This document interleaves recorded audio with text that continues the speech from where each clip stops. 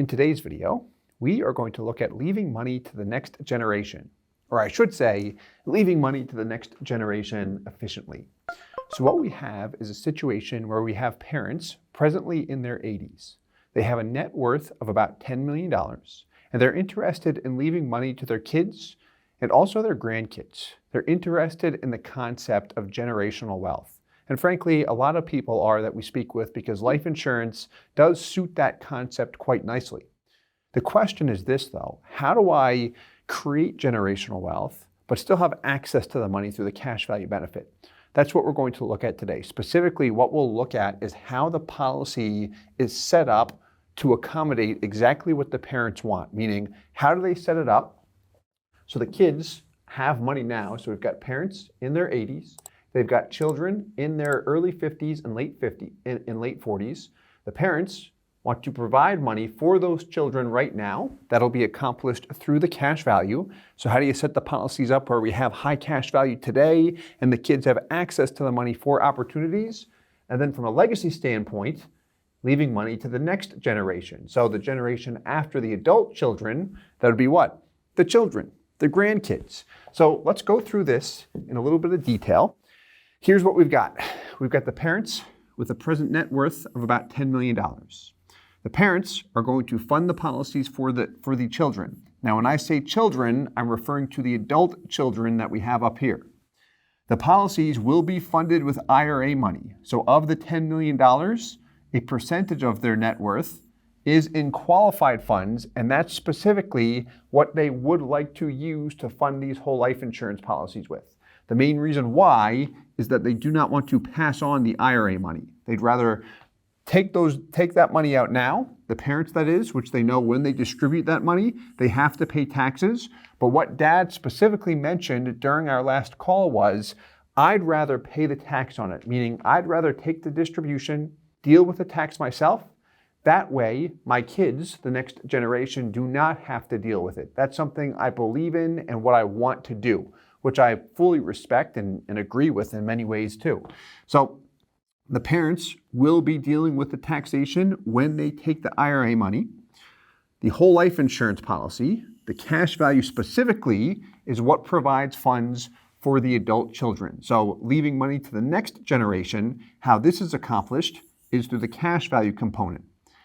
The children have access to the cash value. What else happens for the children? Well, the actual life insurance policy is on them, meaning the kids, the adult children, have to go through underwriting and such. This is who the life insurance policy is placed on. So when the kids die, then the death benefit is paid 100% income tax-free to their beneficiaries, which will be their kids, or it could be a trust. A lot of times you will see that a trust is used in these types of strategies. And the main reason why is to ensure the money is passed on to each generation effectively. And more so, making sure a kid doesn't receive funds at age 18 or something like that and go out and blow it on a Ferrari or some kind of cool car. But anyway, we've got the death benefit proceeds that are meant to go to the grandchildren. So how is the policy actually set up in a case like this? Well, the plan here is to move a net dollar amount of $250,000 into each policy. So the parents have 3 adult children, $250,000 into each policy is a total of how much? $750,000 net, meaning that's not what's coming from the qualified accounts. It's after I take distributions from the qualified accounts, after I settle the taxes, after I pay the IRS, here's the net amount that I'd like to get into each policy. So here's the point I raised here, is this. If you're going to use $250,000, that's the dollar amount you're going to get into each policy. What's the most efficient way to do that? Do you just write a check for $250,000 and send it to the insurance company and be done with all future payments? You could do that, but from a design perspective, it will not look attractive at all. So we've got 3 options here. My question to you is, which one would you choose? You could fund it at $85,000 per year for 3 years. It'll actually be $85,000 for 2 years and then $80,000 in year 3. Option 2 will be $62,500 per year for 4 years, And then option 3 is $50,000 per year for 5 years. I've got 4 there. Which option would you choose? Well, we will look at the most efficient one. A question that Dad raised before we look at the numbers here, this is important to mention, was this. With a whole life insurance policy, it's guaranteed to grow by 5%, right? Is that true? No, it is not. When he asked that question, I had a sense of why he asked it and why he believed that a whole life insurance policy is guaranteed to grow by 5%, because a lot of people believe that. What happens is we see the dividend interest rate with different life insurance companies. Dividend rates right now range between 5 and 6% with most life insurance carriers. So what that leads people to believe is, well, with the whole life insurance policy, I should earn, call it, about 5% per year, because that's what the dividend rate is. That's how it works, right? Unfortunately not. So he mentioned 2 things, 5% and then also guaranteed. So my response was, no, unfortunately that's not the case. I can go over how it works if you'd like. Yes, please. Here's how it works. So what you have with your whole life insurance policy, the examples that we're looking at, is a guaranteed rate of 3%. However, then you'll see the total dividend rate of 5.75%, and then also 6% with another life insurance company. We looked at 2 companies here. Now, with that said, if I say a guaranteed rate of 3%, what does that make you think? If you have $100,000 in cash value, how much will it grow by over 1 year? Well, 3% of $100,000 is $3,000. Doesn't quite work like that, unfortunately. I hate how rates work with life insurance policies because they're not net rates, they're gross rates. Here's the main thing that will help. When we look at a life insurance policy, anytime we see a rate, let's just look at the guaranteed rate. What's beneficial to be aware of is that that is a gross rate applied to your policy after the cost of life insurance. What we really want is the net growth rate. So we're going to look at that as we look at the illustrations. The terminology that's often used in the life insurance industry, what you could request from an agent that can be on the actual life insurance illustration, would be the internal rate of return. You can request the internal rate of return or the annual internal rate of return, which is just the year-over-year ROR, rate of return. But we want the net at the end of the day. So we'll show you exactly what that means. I know that that can be a bit confusing. I wish that it wasn't, but what typically clears up that confusion is seeing the net numbers. So let's take a look, shall we? And what we'll look at here is his 48-year-old son to see the different options.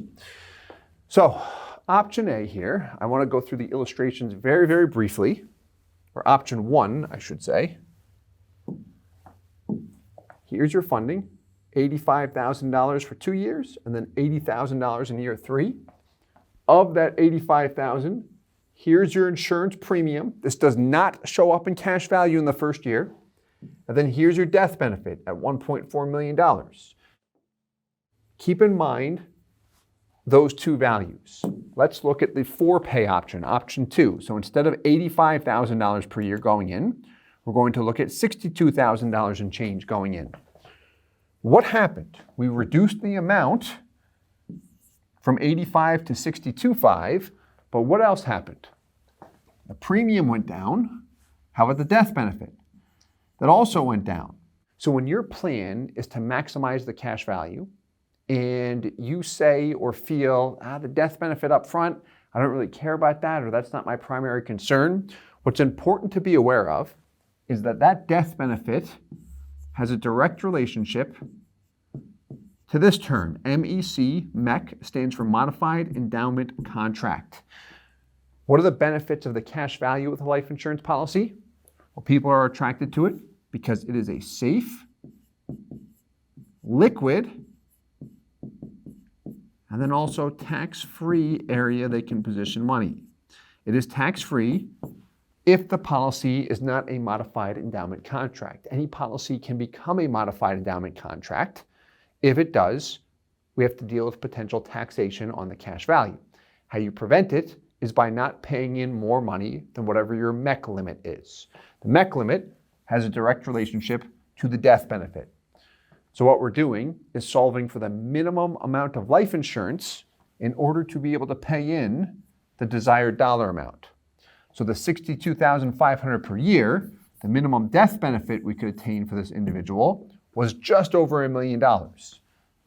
At $85,000 per year, how much life insurance did we need?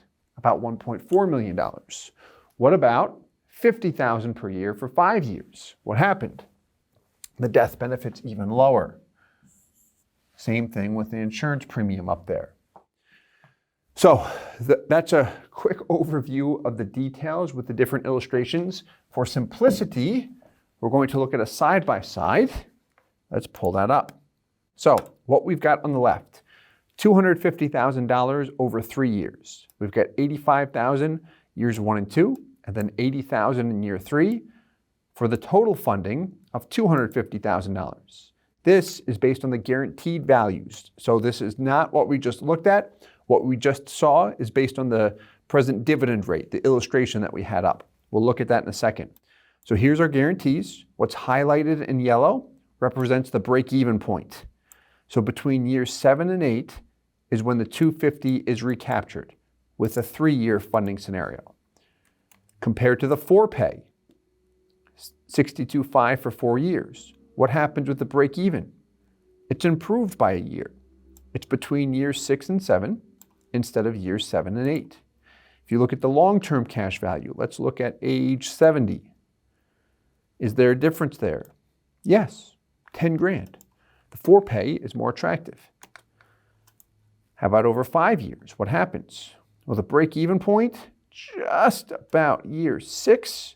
And again, this is based on the guarantees, so this is a worst-case scenario. Now, the guaranteed rate is what? 3%. Is he earning 3%? Meaning, is the cash value growing by 3%? The first year in any of the examples is no. Let's pick the one in the middle. You pay in 62.5, you've got cash value of 55. That's a loss. It did not grow by anything there. So, to see what the actual growth rate is, here we go. Here is our annual internal rate of return, net growth rate year over year. And what do we see here? In all 3 examples, the first 3 years are negative. So if we see a negative annual internal rate of return, what that means is you got less back than what you paid in. Let's look at 50,000, this example on the far right, 50,000 per year for 5 years, because that number is easier to track than 62.5 or 85. So, year 1, you pay in $50,000. How much do you have in cash value? $44,000 in change.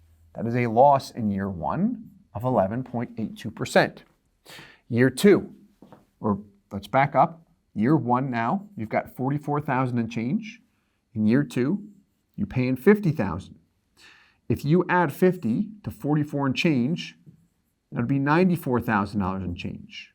However, the cash value is $93,000 in change. What that means is you got less back than the $50,000 you paid in. That is why we see a negative internal rate of return in year 2 of 0.92%. So it's minimal, but we did not go forward. We still went backwards because our cash value grew by less than our payment. And you see that continue in year 3. However, in year 4, that's the first year, we are out of the red. And again, this is based on the guarantees. So this is a worst case scenario.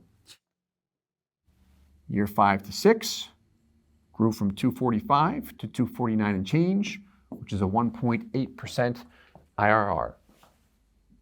So here's the net growth rate year over year based on the guarantees. A worst case scenario with these particular illustrations. Let's take a look at the dividend illustrations.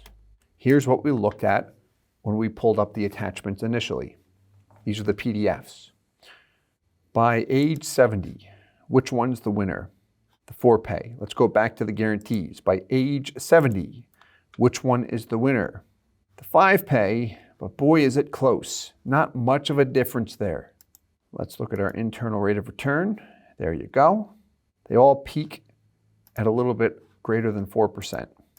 So these just display different ways in which he can fund the policy in order to optimize that $250,000, because his goal is what? For the kids, maximizing the cash value.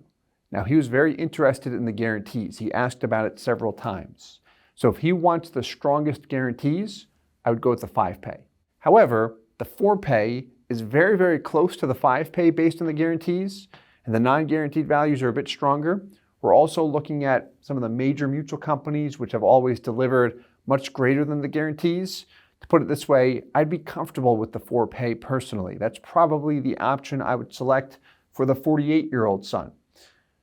The older children, it might be the 5-pay. You'll notice as you grow older, it makes sense to spread it out a little bit. But in any event, this gives him options, again, showing how to maximize the cash value and a long-term death benefit for that matter. And then the last thing we did was look at another company. This does not show the guarantees. This shows the 4-pay illustration we just looked at. There's your internal rate of return, topping out right around 4.1%, $250,000 over 4 years. Then you've got the exact same policy, but with the indexed rider. So what this illustrates, the same policy, but tying your cash value to the S&P 500 index, which allows a little bit higher upside with respect to the cash value earnings. Now, there is a fee when we turn that on, so we do have risk of this performing a little bit weaker than what we have over here. But you can switch back and forth as the years pass, which is fun. And then on the far right, we've got a MassMutual 10-pay product, which we've got the detailed illustration as well, which we would want to provide a breakdown as to where the money is going. But with any of these scenarios, we also have the death benefit. So if the kids die around 85, we're looking at potentially north of $1 million in life insurance that can be paid to the next generation and then continue to repeat that cycle. In any event, I hope that you found this informative. Let us know if you have any questions at all, and as always, I hope this helps. Hey guys, Steve here with IBC Global. Thank you so much for watching the video. If you're interested in a whole life insurance policy and you'd like to work with our company in setting it up, please visit our website, ibcglobalinc.com. We would love to work with you. If you have any questions, please leave them in the comments below. And as always, I hope this helps.